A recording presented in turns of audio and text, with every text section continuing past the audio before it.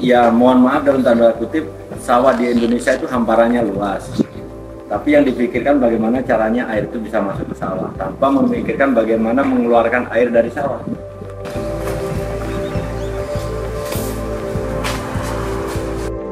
Di Quran itu ada beberapa ayat dan beberapa surat itu menarik sekali, dari mulai pengolahan lahan, tanam bibit sampai penyimpanan setelah jadi beras itu misalnya, yang kira-kira bisa awet sampai 7 tahun.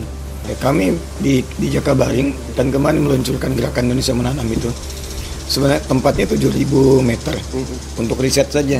Jadi yang kami gali itu bukan jadi tanamannya, bukan panennya, tapi datanya. Mau lihat ininya Mas Anas, sistem perairannya. Oh, boleh kalau ya. Ustadz berkenan naik mesin tanam silakan, sawahnya di depan. Enggak naik apa kan? Karena maksud mesin pakai mesin terus. Apa orang mesin otomatis Dewa aja bisa, itu sudah siap bibitnya sisanya kemana. Silakan.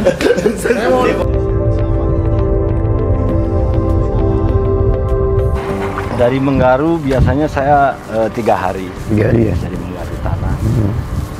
Ini kan udah terukur ini ya. Kemarin karena 2 hari yang lalu hujan deras, jadi sistem pengairannya menggunakan pompa seperti ini. Ini difasilitasi pemerintah atau buat sendiri? Pemerintah ya. Jadi dari sungai dipompa ke induk besar, dibagi ke melalui parit kecil-kecil drainase tadi itu. Jadi drainase itu airnya ditampung di bumi seperti ini. Jadi muter sistemnya. Air yang ada dialir ke sawah, jadi balikin dari sawah keluar lagi ke drainase. Nanti kalau musim berubah masuk ke embung yang di bawahnya. Efisiensi penggunaan air. Ini sistemnya yang penting. Kalau hujan gimana nanti nampungnya? Nggak naik ini. Alhamdulillah. Kan itu ada drainase itu terbuang pas di bawahnya rel itu ada drainase induk. Iya. Dibuang ke drainase. Langsung buangin. Betul. Jadi levelnya dijaga segini terus ya. Betul. Ya. Jadi di pintu air itu dijaga ketinggiannya.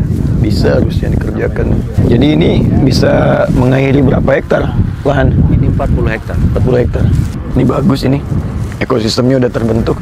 Tadi kuncinya support sistem di pemerintahnya jelas. Betul. Kerjasama antara pemerintah dan petani di Jepang itu, misalnya petani butuh akses dibuatkan jalan seperti ini.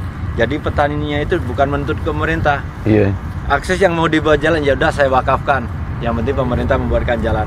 Oh. Selama ini di Indonesia kan tidak minta dibuatkan jalan, tapi tanahnya minta ganti rugi, ruwet jadinya, nggak jadi-jadi. Iya. Jadi kalau di Jepang kesepakatan bersama, yang sebelah kiri 2 meter, sebelah kanan 2 meter, ya sudah sama-sama wakaf 2 meter, kita minta buatkan jalan ke pemerintah. Ya akhirnya seperti ini. Ini paling jelek, tapi insya Allah tahun ini setelah panen di aspal juga. Yang di arah sana sudah aspal semuanya. Iya ya. Ya itu membangun kesadarannya. Jadi sama-sama ngalah supaya bisa sama-sama jalan. Iya ya. Jangan hanya mementingkan ego sendiri. Iya. Dan pemerintah juga kalau sudah dikasih, jalannya dibikin bagus. Jangan aspalnya 7 cm jadi 5 cm gitu ya. Ya, pada intinya kalau mesin motor yang rusak, jangan dokter hewan yang diminta untuk baik. Iya. Nggak saling ini, simbiosis mutualisme, saling bantu. Bangun support system. Ini yang menarik ini, support systemnya. Maksud saya gini, Islam itu tahu bawa Islamnya. Yang kenal nilai-nilai keislamannya, kenal Allah itu kan. Jadi sebetulnya ada 2 yang mesti dibedakan, ada syariat, ada implementasi nilai-nilai syariat. Misalnya gini, kita sholat itu syariat. Hasil dari sholat itu tanha anil fahsya wal munkar. Fahsya keburukan yang bersumber dari syahwat, ada zina, pornografi, porno aksi dan seterusnya. Munkar sumber syahwatnya dari perut sampai akal. Merampok, membunuh, gitu kan, ikhtilaf dan seterusnya. Itu 2, tapi jalannya syariat. Jadi kalau orang sholatnya benar, hasilnya itu. Nah, tapi kalau kita ingin mendapatkan pendidikan di luar sholat, bisa dengan pendidikan adab. Ya, tapi adab itu tidak akan membentuk karakter, hanya membentuk sistem, disiplin. Makanya orang Jepang bisa disiplin. Ya, tapi tidak bisa membentuk karakter utama dalam dirinya. Misal, mabuk kan masih aja. Zina kan ada juga gitu. Tapi sistem membuat dia harus disiplin. Jadi doktrin hidupnya. Nah, syariat berbeda. Syariat itu membentuk jiwa. sehingga menjadi karakter yang dibawa. Jadi walaupun sistemnya jahiliyah itu nggak bagus, tapi kalau dirinya sudah bagus, dia merubah sistem menjadi lebih baik.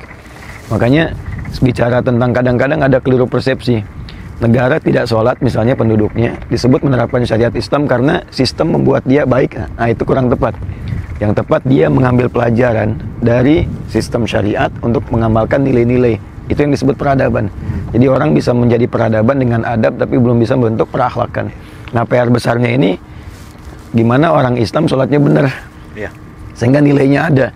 Nah Cak Anas ini kan mempraktekkan nilai konsep keislaman di muamalah. Jadi ketika orang lihat ini ngasih, nah poin saya tadi tuh ketika ngasih tuh orang tanya kan, orang ngasih Pak terima kasih baik gini kan.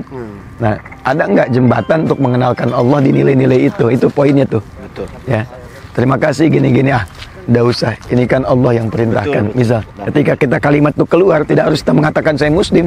Betul. Nggak usah kita bilang saya Muslim ini nggak usah. Ya begitu orang tanya kenapa dan kita bisa jawab misalnya ini Allah perintahkan saya. Itu kan menanamkan kata Allah di lisan dia. Sebab nanti kalimat itu akan dicari sampai hari kiamat. Itu ada di Quran surah ke-7 di ayat ke-172. Wa idza akhadha rabbuka min bani adama min dhuhurihim dzurriyyatahum wa asyhadahum ala anfusihim alastu bi rabbikum qalu bala syahidna. Lihat ujungnya. Antaqulu yaumal qiyamati inna kunna an hadza ghafilin. Ya kamu kan sebelum lahir udah syahadat kata Allah. Kenapa lupa syahadatnya? Sementara aku sudah sampaikan itu diperdengarkan. Karena ada orang dengar adzan. Di Jepang kan nggak dengar adzan sebagiannya kan. Dari mana dengar kalimat Allahnya? Nah inilah ada orang-orang seperti Canas yang lain datang. Kemudian melakukan nilai keislaman. Tanya kamu kok baik sekali. Disebutlah kalimat Allah itu. Nah itu akan menyentuh kepada jiwanya untuk mencari. Walaupun tidak dalam kesempatan pertama. Kedua, ketiga nyari itu. Nanti ilmu-ilmu ini kan yang mahal tuh ilmunya, prosesnya. Ya kan? Ada ilmu by experience dengan pengalaman, ada by skill sudah dapat, tapi ngolah dari awal sampai jadi itu yang mahal.